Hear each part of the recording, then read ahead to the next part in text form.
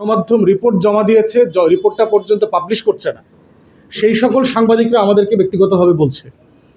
এখন ইঞ্জিনিয়াররা বলছেন দেশি মিটারটা যখন ছিল তখন এই লেভেলের ভুতুরে বিলের গল্প আলাপ তখনও আসে নাই। যারা গণমাধ্যমে পুরাতন সময় থেকে আছেন দেখবেন 90-এর দশকে এই তর্কগুলো কিন্তু খুব কম ছিল, যেটা রিসেন্টলি আসতেছে। তো এই যে 8-10টা ইন্ডিয়ান কোম্পানি আমাদের মিটার মার্কেট যে ফ্লাড করে দিল, এইটার কারণে এটা হচ্ছে কিনা, এইটা তো একটা খতিয়ে দেখার বিষয়, তদন্ত করার বিষয়। এই জন্য আমরা দাবি করছি যারা ইঞ্জিনিয়ার আছেন দেশি প্রয়োজনে বিদেশি এক্সপার্ট আনা দরকার, এনে এটাকে ইন্ডিপেন্ডেন্টলি খতিয়ে দেখা দরকার।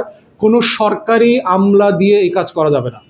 এই কাজ করতে হলে প্রয়োজনে ক্যাপকে দিয়ে করাইতে হবে, ইন্ডিপেন্ডেন্ট বডি দিয়ে, যারা জনগণের হয়ে কাজ করবে, যারা বিক্রি হবে না, যারা ওভারনাইট শত শত কোটি টাকায় লেনদেন করবে না কোনো কোম্পানির হয়ে, কোনো রাজনৈতিক দলের নেতা থাকতে পারবে না। তো সেই জায়গাতে আমরা চাচ্ছি এটা তদন্ত হোক, সত্য মিথ্যা বের হয়ে যাক।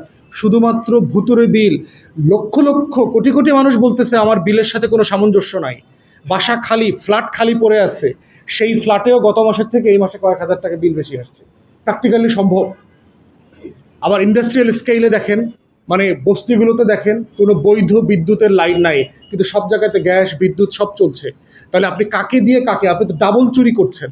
জনগণের কাছ থেকে বেশি টাকা নিচ্ছেন যিনি বৈধভাবে লাইন নিয়ে বিদ্যুতের মিটার দিয়ে বিদ্যুৎ পরিশোধ করছে, আবার অবৈধ লাইন দিয়ে আপনি আবার সেকেন্ডারি প্রফিট করতেছেন আরেকটা জনগোষ্ঠীর কাছ থেকে।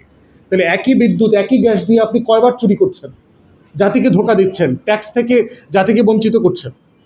আমরা বোধ করি এই জ্বালানি সেক্টরটা বাংলাদেশের খুব ক্রিটিক্যাল সেক্টর। প্রত্যেকটা জায়গার একেবারে সোর্স, আমার অর্থনীতির একেবারে র ম্যাটেরিয়াল হচ্ছে জ্বালানি। বিনিয়োগ, কর্মসংস্থান, সব কিছু, আমাদের প্রত্যেক দিনের জীবনযাত্রা সব কিছু স্থবির হয়ে যাবে যদি এই সংকটটা থাকে। শুধুমাত্র ঢাকায় বিদ্যুৎ দিয়ে তো আপনি বাংলাদেশ ঠান্ডা রাখতে পারবেন না।